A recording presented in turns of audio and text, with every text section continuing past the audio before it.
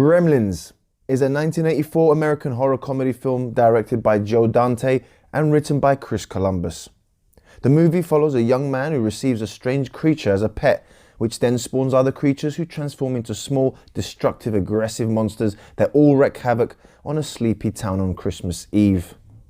As always guys, make sure to subscribe to my channel, hit the like button if you enjoy the video, and also hit the bell button so you never miss one of my latest videos. 35 years ago, Gremlins opened in theaters across the US, and it went on to be one of the biggest smash hits, not only of the summer of 1984, but of the entire year. I have always thought of Gremlins as a darker version of Steven Spielberg's E.T., which is funny because it was Spielberg himself who had the vision of Gremlins becoming a movie. Spielberg, along with his then collaborators Frank Marshall and Kathleen Kennedy, the trio who funded the production company N-tertainment, served as executive producers of the film. Spielberg got a then up-and-coming screenwriter named Chris Columbus to write the script, who would then go on to become the director of the first two Harry Potter movies, as well as the first two Home Alone movies. Gremlins is about a young man who receives a very unusual Christmas gift from his wacky inventor father Randall Peltzer, played by the late Hoyt Axton. The unusual gift turns out to be a creature known as a Mogwai, who likes to be called Gizmo. Has it got a name, Dad? Yeah, Mogwai. What? Mogwai. I don't know, some Chinese word. I just call him Gizmo. He seems to like it. But there's a twist. There are 3 rules that must be followed when in possession of a Mogwai, which are... Number 1, he hates bright lights, we know that. But you gotta keep him out of the sunlight. Sunlight will kill him. Number 2, keep him away from water. Don't give him any water to drink. And whatever you do, don't give him a bath. And probably the most important thing, don't ever feed him after midnight. When these rules are broken, all hell breaks loose, as these cute little things can turn into mean little monsters that will run riot and are even capable of murder. Gremlins then turns into a special effects picture, with the creatures created expertly by Chris Wallace, who won an Oscar for his insane makeup work on the 1986 remake of The Fly. These monsters are scary to be sure, but also very funny with some of the antics that they provide. Even though the special effect monsters and gizmos steal the show, the acting by the human actors is very good too. Zach Galligan makes the most of his film debut as Billy Peltzer, the young hero who tries to stop the Gremlins. But after Gremlins 2, he was hardly ever seen again, apart from some straight-to-DVD films and TV shows. And it's a shame that he never really went on to bigger and better things.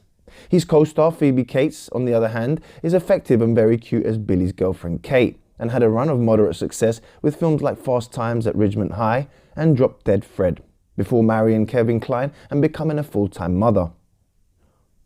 The late Hoyt Axton is fun as the inept inventor father with his crazy inventions, which are very hilarious, especially when they backfire on him.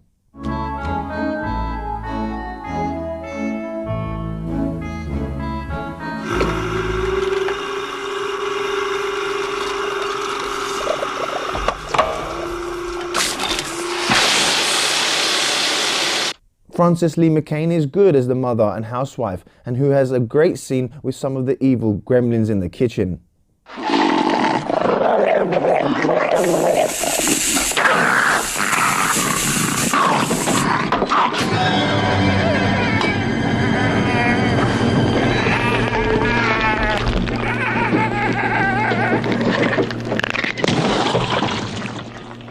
Polly Holiday is wickedly funny as Miss Deagle, the meanest woman in town, who always reminded me of the Grinch. This is what's left of my imported barbarian snowman. Your dog broke it this morning. I don't want money.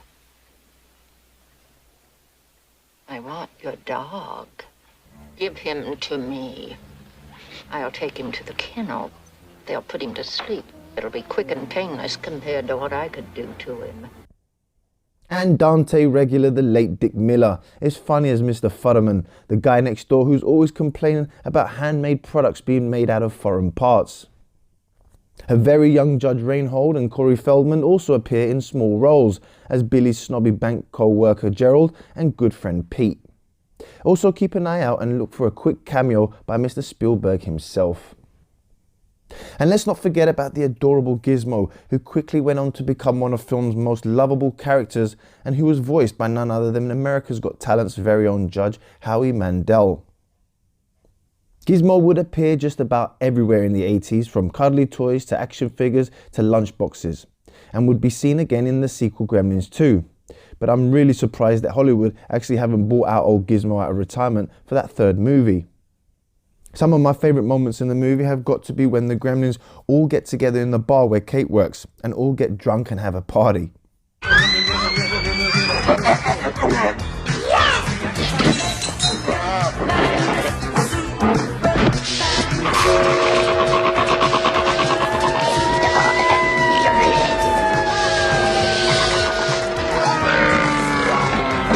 Another great scene that never gets old is where one of the Gremlins messes with mean old Miss Deagle's chairlift, sending her flying out of the top floor window.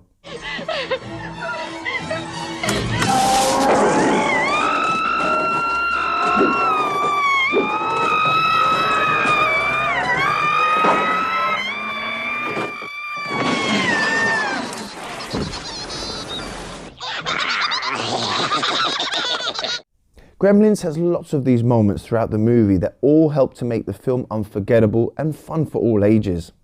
But having said that, actually in America the film was released as a PG rating, causing problems when young children saw it. This eventually led to the Motion Picture Association of America creating the PG-13 rating, which most films of this kind still use today.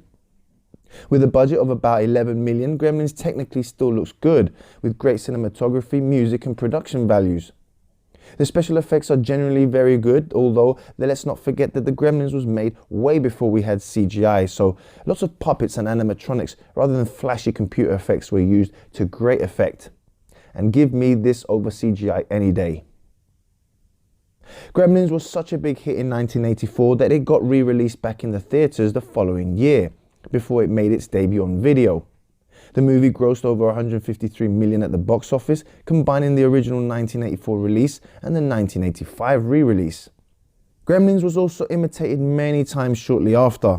Following in its footsteps came 1985's Ghoulies and 1986's Troll and Critters. All these movies spawned sequels of their own, but none of them came close to capturing the greatness of the Gremlins movies. 6 years later came the Gremlins sequel Gremlins 2, The New Batch, and you know what, I actually liked that one just as much as the first. I genuinely loved this film when I was a kid. Gremlins is one of those movies that instantly take me back to my childhood. It might not be as amazing now as it was back then, but it has not lost any of its charm, humour and fun, and is still a classic movie that I feel everyone should watch. So guys, as always, please make sure to subscribe to my channel, give the video a thumbs up, and let me know in the comment section below what are your thoughts on the movie, and also which film do you guys prefer, Gremlins 1 or 2? And before I leave, just remember, So if your air conditioner goes on the fritz, or your washing machine blows up, or your video recorder conks out, before you call the repairman, turn on all the lights, check all the closets and cupboards, look under all the beds, because you never can tell. There just might be a gremlin in your house.